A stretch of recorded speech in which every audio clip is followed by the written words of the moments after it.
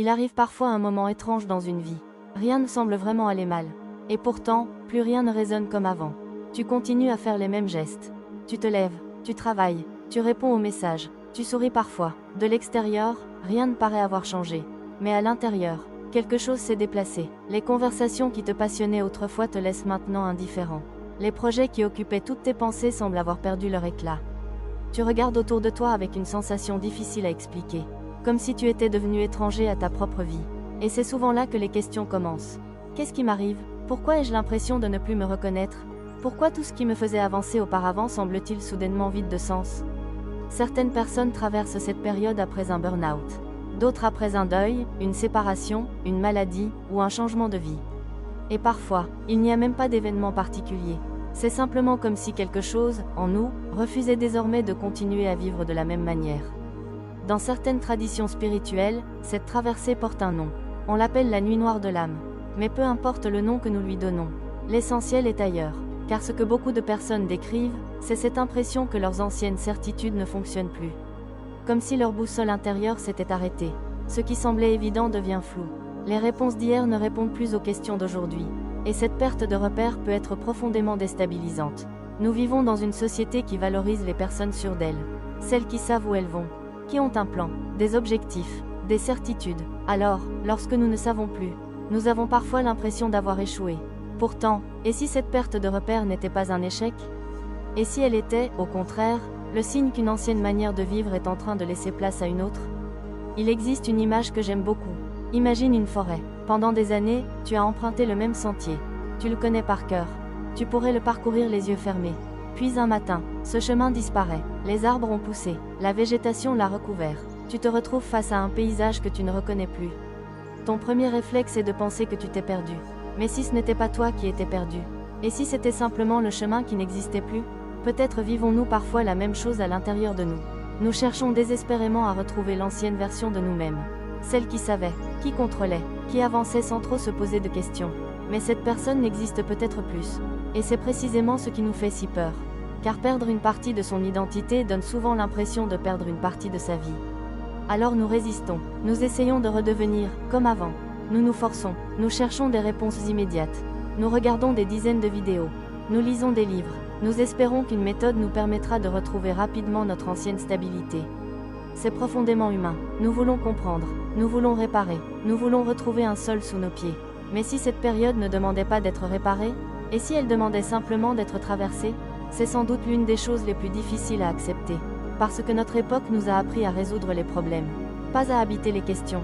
Et pourtant, certaines périodes de notre vie ne nous demandent pas de trouver immédiatement une réponse. Elles nous demandent d'accepter de ne plus savoir. Et peut-être que c'est là que commence la véritable transformation. Dans une période comme celle-ci, nous avons souvent l'impression que tout s'effondre. Nos certitudes, nos projets, notre façon de nous définir. Et c'est précisément pour cette raison que cette traversée est si bouleversante. Car nous ne perdons pas seulement des repères. Nous perdons parfois l'image que nous avions de nous-mêmes. Nous découvrons que nous ne pouvons plus continuer à jouer certains rôles. Celui de la personne qui veut toujours être forte. Celui de celle qui cherche constamment à faire plaisir. Ou encore celui qui pense devoir tout contrôler. Ces rôles nous ont peut-être protégés pendant un temps. Ils nous ont aidés à avancer. Mais arrive parfois un moment où ils deviennent trop étroits pour la personne que nous sommes en train de devenir. Et c'est souvent là que naît une immense confusion. Parce que nous ne savons plus très bien qui nous sommes lorsque ces anciens masques tombent. Pourtant, il existe une chose que cette période nous apprend presque toujours. Nous ne pouvons pas construire une vie profondément alignée si elle repose sur une version de nous-mêmes qui n'est plus vivante. Alors, peu à peu, nous commençons à regarder notre existence autrement. Nous réalisons que certaines réussites avaient davantage de valeur aux yeux des autres qu'aux nôtres. Que certaines relations existaient surtout parce que nous avions peur de décevoir. Que certaines habitudes remplissaient nos journées, mais plus vraiment notre cœur.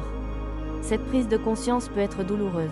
Parce qu'elle nous demande parfois de faire le deuil de ce que nous pensions vouloir. Et pourtant, c'est souvent dans ce dépouillement que quelque chose de plus vrai commence à apparaître. Pas une nouvelle identité toute prête, pas une vie parfaite, simplement une manière plus authentique d'habiter notre existence. Nous devenons un peu moins pressés, un peu moins préoccupés par le regard des autres. Nous apprenons à dire oui lorsque nous le pensons vraiment, et non lorsque cela est nécessaire. Nous découvrons que notre valeur ne dépend pas uniquement de ce que nous accomplissons, mais aussi de la qualité de notre présence. À nous-mêmes, à ceux que nous aimons, à la vie. Alors, Comment traverser cette période sans vouloir brûler les étapes? Peut-être en acceptant qu'elle ait son propre rythme. Comme les saisons, on ne demande pas à l'hiver de devenir le printemps en quelques jours. Chaque étape prépare la suivante.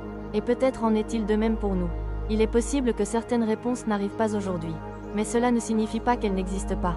Parfois, elles grandissent silencieusement pendant que nous apprenons simplement à vivre avec davantage de douceur envers nous-mêmes.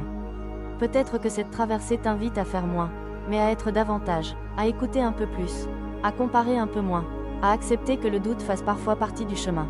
Nous aimerions souvent savoir exactement où nous allons. Pourtant, lorsque l'on regarde notre vie avec un peu de recul, ce sont rarement les périodes où tout était maîtrisé qui nous ont le plus transformés. Ce sont celles où nous avons appris à avancer sans avoir toutes les réponses. Alors, si tu traverses en ce moment une période où tu ne reconnais plus vraiment la personne que tu étais, ne cherche peut-être pas à revenir en arrière. Demande-toi plutôt si cette ancienne version de toi avait encore sa place dans la vie que ton cœur essaie, doucement, de construire. Car il arrive parfois que nous ayons l'impression de nous perdre, alors que nous sommes simplement en train de nous rencontrer pour la première fois. Et peut-être que la nuit noire de l'âme n'est pas venue éteindre ta lumière. Peut-être est-elle venue t'apprendre que cette lumière n'avait jamais disparu. Elle était simplement cachée derrière toutes les personnes que tu pensais devoir être. Et si cette vidéo a trouvé un écho en toi, j'aimerais te laisser avec une seule question. Non pas, quand cette période prendra-t-elle fin? Mais plutôt, qu'est-ce que cette traversée est en train de m'apprendre sur la personne que je suis réellement en train de devenir? Car certaines réponses ne s'entendent pas dans le bruit. Elles apparaissent lorsque nous acceptons enfin de marcher, un peu moins vite et un peu plus près de nous-mêmes. Il existe une chose dont on parle très peu. Lorsque l'on traverse une période qui nous transforme profondément, ce n'est pas seulement notre vie qui change. C'est aussi notre regard. Au début, nous cherchons souvent à retrouver ce que nous avons perdu. Puis, un jour, presque sans nous en rendre compte, nous cessons de regarder en arrière. Nous comprenons que ce n'est pas notre ancienne vie qui nous manque. C'est la sécurité qu'elle nous procurait. Car le changement fait peur, même lorsqu'il nous rapproche de nous-mêmes. Petit à petit, certaines priorités commencent à se déplacer. Ce qui nous semblait indispensable hier devient parfois secondaire. Nous avons moins besoin de prouver, moins besoin de convaincre, moins besoin de courir après le regard des autres. Non pas parce que nous sommes devenus indifférents, mais parce que nous découvrons une forme de liberté plus discrète. Nous comprenons que notre valeur ne dépend pas uniquement de ce que nous produisons, ni de ce que nous possédons, ni même de l'image que nous renvoyons. Cette prise de conscience ne se fait pas en une journée. Elle grandit lentement, au fil des expériences, au fil des renoncements, au fil des silences, et il arrive un moment où nous remarquons quelque chose d'étonnant. Nous ne cherchons plus à remplir chaque vide. Nous découvrons que le vide n'est pas toujours un manque. Il peut devenir un espace où une nouvelle manière de penser apparaît, où une intuition prend forme, où une idée que nous n'aurions jamais imaginée jusque-là commence doucement à émerger. Notre société nous apprend souvent à craindre ces espaces, comme s'il était synonyme d'échec ou d'inactivité. Pourtant, regarde la nature. Aucun arbre ne fleurit toute l'année. Il existe des saisons où rien ne semble visible. Et pourtant, sous la terre, les racines continuent leur travail. Peut-être que certaines périodes de notre vie ressemblent à cela. De l'extérieur, nous avons l'impression que rien n'avance. Mais à l'intérieur, quelque chose est en train de se construire avec une profondeur que nous ne percevons pas encore. Nous voudrions parfois accélérer ce processus, retrouver rapidement une direction, une certitude, une réponse, mais certaines transformations ne supportent pas la précipitation, comme un fruit qui mûrit lentement, ou un lever de soleil qui ne peut pas être avancé de quelques heures. La vie possède parfois son propre rythme, et il nous demande davantage de confiance que de contrôle. C'est peut-être cela, le véritable courage. Non pas avancer sans peur, mais accepter de continuer à marcher alors que tout n'est pas encore clair. Parce qu'au fond, la confiance ne naît pas toujours lorsque nous connaissons le chemin. Elle naît souvent lorsque nous découvrons que, même dans l'incertitude, nous sommes capables d'avancer. Et cette découverte change quelque chose de profond. Elle nous rend un peu plus libres, un peu plus présents, et peut-être aussi, un peu plus vivants, car nous réalisons que la vie ne nous demande pas d'avoir toutes les réponses. Elle nous invite parfois simplement à faire le pas suivant. Un seul, puis un autre, et c'est souvent ainsi que les plus grandes transformations commencent. Non pas dans un éclair de certitude, mais dans un simple mouvement de confiance. Alors, si en ce moment tu traverses une période où tout semble incertain, ne te demande peut-être pas seulement quand elle prendra fin. Demande-toi aussi ce qu'elle est venue éveiller en toi. Car il arrive que les plus grandes transformations commencent dans le silence, loin des regards, sans bruit et sans éclat. Et peut-être qu'un jour, en regardant le chemin parcouru, tu réaliseras que tu n'étais pas en train de te perdre, mais simplement d'apprendre, pas à pas, à devenir pleinement toi-même.